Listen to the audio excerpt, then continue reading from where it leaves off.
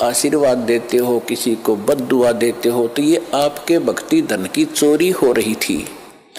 अब ये दास आपको भौंक रहा है गली गली में, पहले गांव गांव में गली गली में गए, प्रचार ज्यादा बढ़ गया तो फिर परमात्मा की वही आवाज इस दास के, उसके कुत्ते की CD DVD मेमोरी कार्ड बना के आप तक पहुंचाया। आप जाग गए, जो जग गए उनका चोर भाग गए, और जो अभी सोए पड़े हैं उनका चोर चोरी कर रहे हैं, उनको भी हमारा उद्देश्य है जगाएंगे, बार बार आवाज लगाएंगे। कभी तो वो कुंभकर्ण की नींद को त्यागेंगे, भक्ति में लागेंगे। वो भी आपके भाई बहन हैं जो अभी बिछड़े हुए हैं, उनको भी जगाना है। तो आज जो सतगुरु, भक्ति मुक्ति के दाता सतगुरु और भटकत प्राणी फिरंदा, उस साहिब के हुक्म बिना नहीं तरवर पात हिलंदा।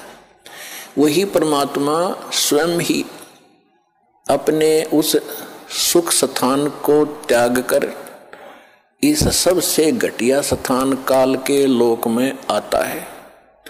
सह शरीर आते हैं वो दाता, प्रत्येक युग में एक लीला करते हैं, एक बालक रूप में कमल के फूल पर प्रकट होते हैं।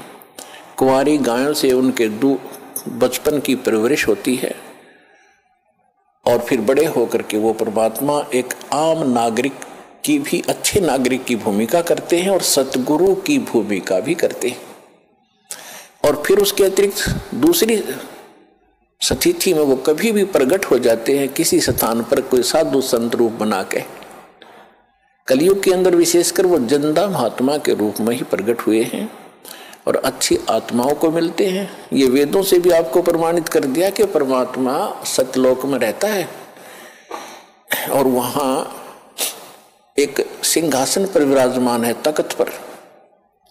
असंग ब्रह्मांड के कंट्रोलर के तख्त यानी सिंहासन पर, राजगद्दी पर मालिक बैठे हैं। वो महाराज हैं, वो भगवान हैं।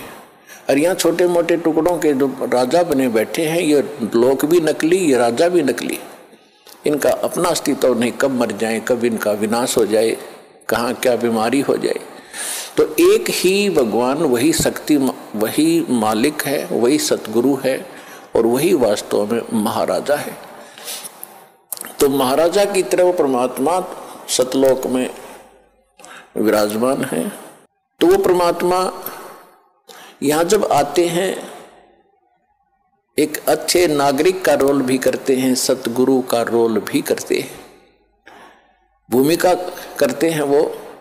और दूसरी स्थिति में वो परमात्मा अच्छी आत्माओं को मिलते हैं, वहां से सह शरीर आते हैं जिंदा महात्मा के रूप में, सबको अच्छी आत्माओं को मिलते हैं, उनको अपने से परिचित कराते हैं।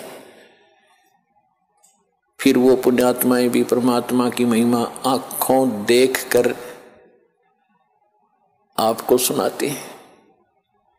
लेकिन सबसे बड़ी हमारे अंदर एक कमी रही, जो हम परमात्मा को नहीं पहचान सके, न उन महापुरुषों की उन वाणी को हम समझ सके जिन्होंने अपने अमृत वाणी में एफिडेविट देकर गए, वो भगवान के विटनेस बने, गवाह बने। हम नहीं समझ सके क्योंकि हम अशिक्षित थे। हमारे पूर्वज जो थे वो श्रद्धालु गणे थे, विश्वासी बहुत थे, क्योंकि जो आत्मा अच्छी होती हैं वो विश्वास प्रत्येक पर कर लेती हैं। और परमात्मा ने आपको शिक्षा इसलिए नहीं दी